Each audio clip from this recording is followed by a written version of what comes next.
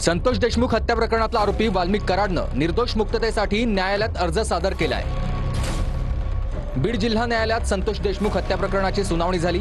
या सुनावणीत दोन्ही बाजूच्या वकिलांनी युक्तिवाद केला। पहिल्यांदा वाल्मिक कराडच्या वकिलांनी निर्दोष मुक्तीसाठीचा अर्ज न्यायालयात सादर केला।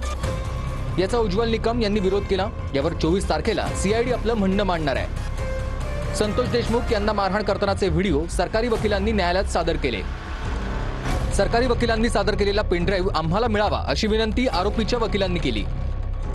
यावर आम्ही पुरावे लगेच देत आहोत असं उत्तर उज्ज्वल निकमांनी दिलं।